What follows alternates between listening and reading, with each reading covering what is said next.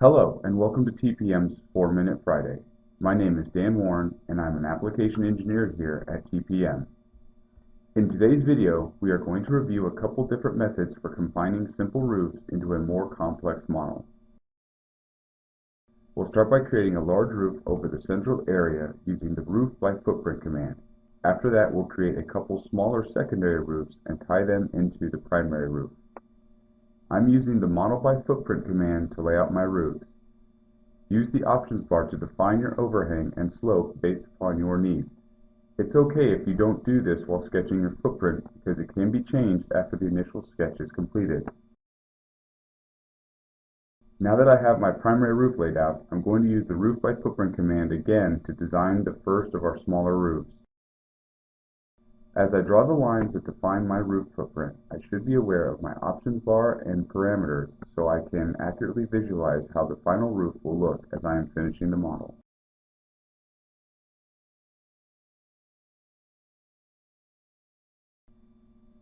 Now we're going to tie the first of our smaller roofs into the primary roof using the Join Roof command. First, select the edge of our first roof, then select the face of our second roof. This will project the edge line of the first roof onto the face of the second roof to create the connection. Now we're going to define our second smaller roof in much the same manner as our first smaller roof. We're going to use the Roof by Footprint command and pick our edges.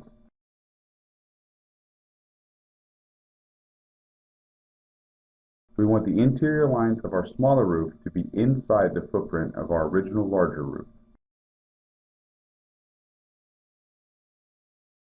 Placement doesn't have to be precise. We just want the two roof geometries to completely intersect. Once the footprint is done, click Finish Edit Mode to complete the sketch and generate our roof.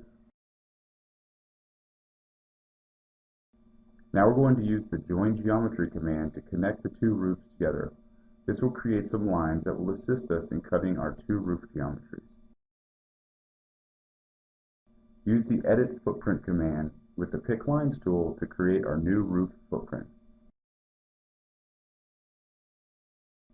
Finally, clean everything up with the Trim command.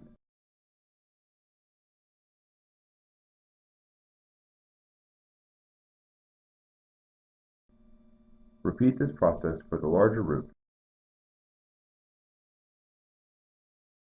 Don't forget to keep an eye on your options and properties so that the model behaves exactly as you expect it to.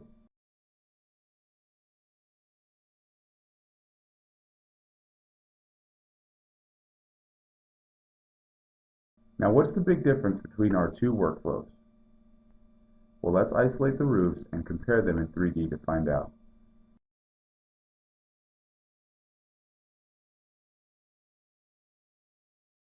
As you can see, the first workflow produced a roof connection that did not cut the larger primary roof, while the second workflow produced a trimmed connection between the two roofs, creating a slightly more realistic level of representation.